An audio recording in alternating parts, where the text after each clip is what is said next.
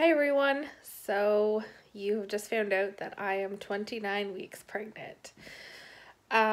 This video is going to be all about my trying to conceive journey, which was extremely short until today. So our November cycle was not successful and our December cycle was. We did IUI and it worked. It was our second month of trying and it worked really, really fast. We did use a different donor and we have personal reasons for that. It's nothing to do with Weston having Williams syndrome. I mean, I'd have a better chance of winning the lottery than I would having another kid with Williams syndrome because his donor does not have Williams syndrome and I don't have Williams syndrome, and the only way that you could have another kid with Williams syndrome is if one of the parents had it or you had really, really shitty luck. I guess you could say good luck because you'd have better chances of winning the lottery than you would having another kid with Williams syndrome. Anywho, so I honestly didn't think it was gonna work at all. In fact, I almost didn't do the IUI on the 26th. I was in the shower and I said, everything's going so well at my job. I'm not sure if I want to be pregnant and have to put things on hold for work, and things were going so well, and I was having doubts if I wanted to try to conceive another baby right at that time. But Matt is like, well, you've already done 2 IUIs, you might as well just do the other one, and if it doesn't work, we'll take that as a sign as it's not our time, and we'll revisit when you feel like you're more ready. And I guess really that was just fear of, I'm finally where I'm at in my career and I don't want it to stop, but I have plans in place, thank God, to keep going. I'm the breadwinner in the house, so it's very important that my career keep going, and I can't let things like having a baby stop me, as silly as it sounds. But anyway, so I kind of just put it out of the back of my mind, and I was working with a client. It's now New Year's. It was New Year's Eve, actually, and I was really emotional going into the new year because I was like, this is the year Ellie's going to go to school. This is going to be the last summer, this summer coming up is going to be one that I'm shopping for school supplies for her. Like, it just seems like everything in our life is changing this year. Just changes with the kids. And I was just really emotional, but I thought, I'm emotional because my baby is going to school. And then it was sometime in January, the first week in January, and I want to say it was maybe the 3rd or 4th. And I was at a client's house, and I had booked an eyebrow wax appointment directly after I was done with her. And I left her house, and I started crying. And I started crying, or I was crying all the way up to the spa to go get my eyebrows waxed. And by the time I got into the salon or the spa, the girl's like, are you okay? Is everything all right with you? What's wrong? And I'm like, I just really want someone to take care of me. It's the stupidest thing. I don't even know what my problem was. She's like, okay. It was very awkward. I didn't even know what I meant by that. I didn't even know what I was wanting. And I think I knew at that point. I said, okay, I think I'm pregnant. I think it was the 4th, the next morning, I had tested, and it was negative, although, I mean, it was negative just to look at and be like, okay, there's nothing there, but I kept thinking that I saw something. And I think at that point there may have been a second line, but there may have been like hardly any color to the second line at all. Like, it was just like the toughest, faintest pink, and it was something that you'd really have to study. I think I was 7 days post IUI, or post the first IUI, I think. Anyway, so I didn't test the next day, and I woke up the morning of the 6th, and I said, okay, I'm going to test. And I went to the bathroom and I realized, fuck, I have no pregnancy test left. So I had read somewhere that you could use an ovulation test, and if the ovulation test is blazing positive, chances are you're probably pregnant. So I dipped my ovulation test, and sure enough, it was blazing positive within like 30 seconds. But that wasn't enough for me. I wanted to like really see. So it was 7 a.m. at that point, and I woke Matt up, and I told him the story about the ovulation test. I said, can you just go to Walmart for me and buy me a couple pregnancy tests? And sure enough, it was positive. And I think that was 9 days post IUI, post ovulation. Yeah, that was crazy. Funny thing is I was also doing keto. I said, starting January 1st, I'm going to try a month of keto to see what happens, because everybody was doing keto and everyone was having such good results. I thought, I'm going to give it a shot. And everybody had mentioned to me, be prepared for the keto flu. And I experienced what I thought was the keto flu, and I had lost weight. I had lost 5 pounds within 4 days. And I thought, this is great, but man, this flu sucks. Nope. Turns out it was, maybe it was a little bit of keto flu, but it was the beginning of hyperemesis gravidarum. And I thought I was sick with Weston's pregnancy. Nah, I was so sick with this pregnancy, like on home health care and IVs and tons of hospital admissions, and like in June, the beginning of June, I spent 4 days in the hospital. Like, it's been nuts how sick I've been. And I think it was the very beginning of January, I had booked a trip to New York with all of my coworkers to go and have a good time, and anyway, it ended up turning into my baby moon. But I was wondering, like, how am I gonna make this trip work being so sick? Like, guys, when I tell you I was so sick, I don't even think I can put into words to describe how sick I was. I've made a couple posts on Instagram and a couple posts to my friends and family, but I would sit and cry for hours. Sometimes I would lay on the bathroom floor and just get up and puke and lay back down on the bathroom floor. Like, I was so weak, I couldn't do anything. I had home health care in here,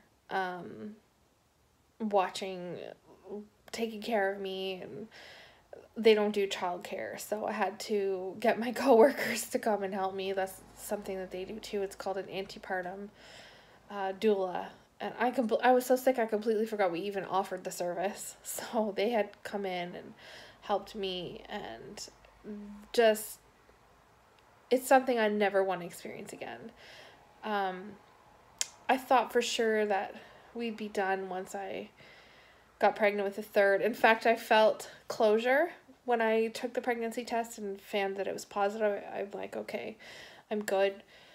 I'm good now. But then everything I went through, and I'm still going through, has solidified how I feel. Oh, I thought that was the kids. It's a dog. It solidified how I feel about being done, and it's sad for me. It's, it's the end of a chapter, but I'm traumatized. I can't do it again. So, I was sick up until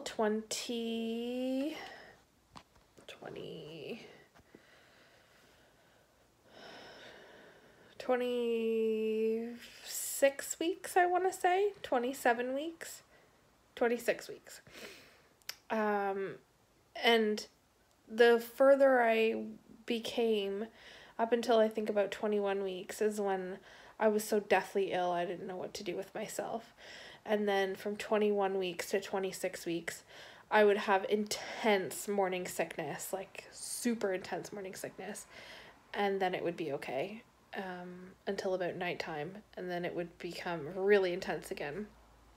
But from like 4 weeks to 21 weeks, I couldn't do anything. I couldn't even work at all. It was so, so bad. Anyway, I think I've made my point about how bad it was. So, because of Weston, I was referred to the maternal fetal medicine specialist because they wanted to do an in-depth ultrasound of the baby. And I do know what we're having. The intention was not to find out, but I'm not going to say because I'm not 100% sure when we're going to post this video, and I've remained tight-lipped except to some family, but it definitely wasn't the intention, but I will explain later on how we found out. So I went for the 13-week NT scan, the nuchal I should know this. Why is it? Nuchal translucency ultrasound. Anyway, everything was great with baby. Baby looked perfect, healthy from what they could tell, never had a problem. I come back for my anatomy scan at 19 weeks and they find an echogenic focus on the baby's heart. Now, when I received this information and she's telling me, you know, back in the olden days, it would be an increased risk to show that there would be some sort of chromosomal abnormality such as Down syndrome, trisomy 13 or 18, and all this stuff. And all I could think about was, I'm going to have another baby with another heart condition or a chromosomal abnormality. I couldn't look past the fact that she said that she's not concerned, and this was back in the olden times when they thought that it would increase the risk of everything. But the baby showed absolutely no signs of Down syndrome or trisomy. Like, there's no, they cannot 100% guarantee anything, but from the ultrasound, the features that the baby was showing in the ultrasound, she's not concerned at all. However,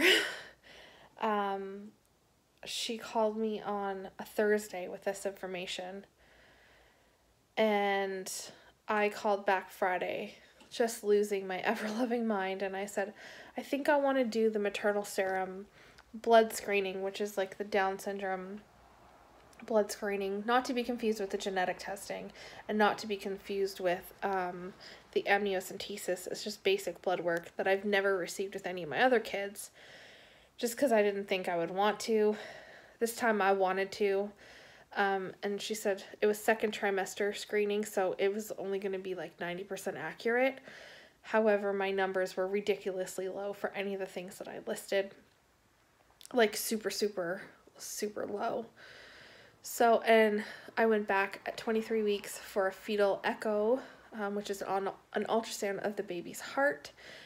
And she said that echogenic focus has no function or no effect on the baby's heart function.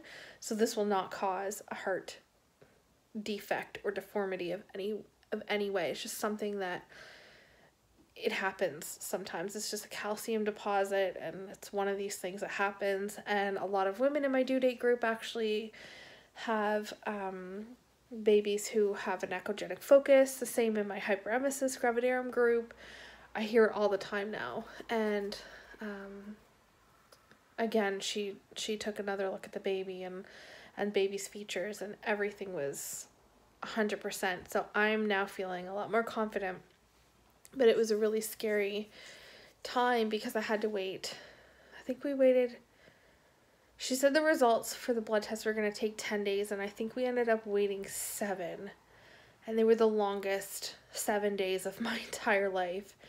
I was just so panicked because if something came up where it's at an increased risk of this, we were going to go back and do the genetic testing, and then that would take an additional 10 days and 500 American dollars, and it was just freaking sane.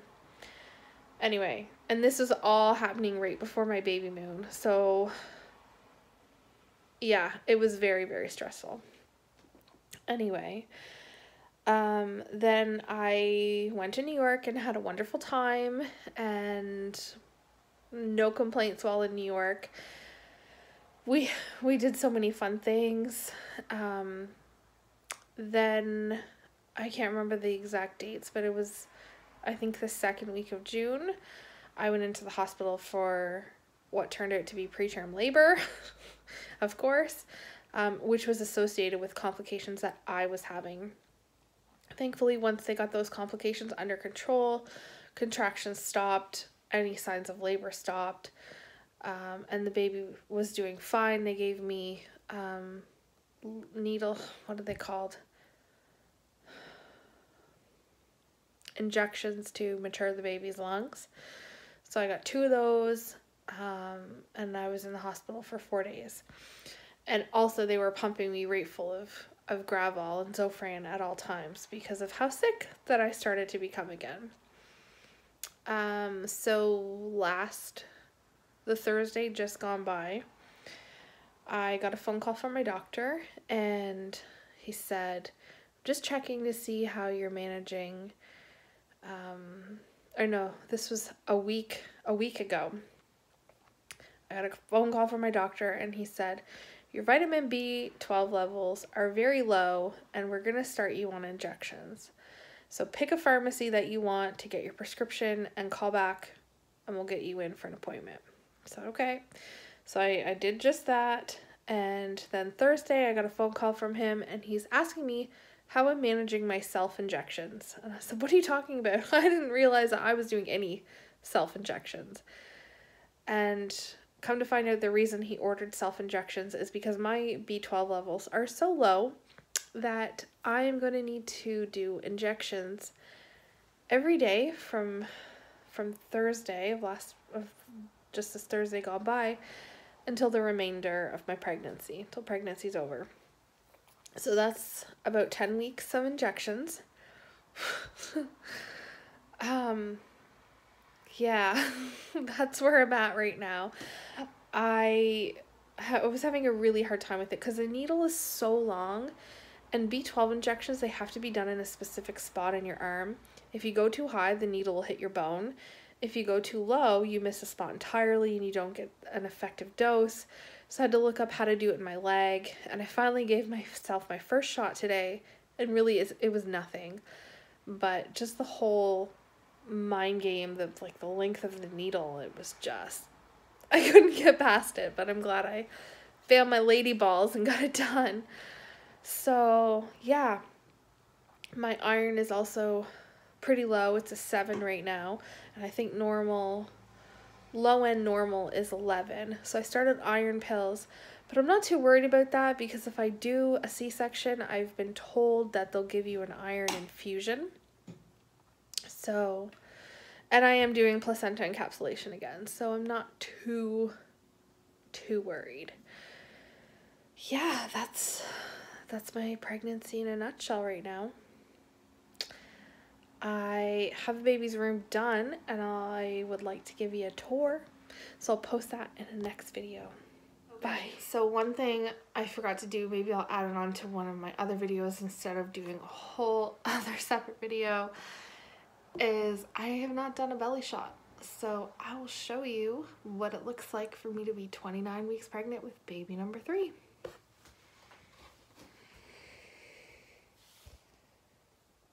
Here we go. The home stretch now. Can't believe it. We're having another kid. It's crazy.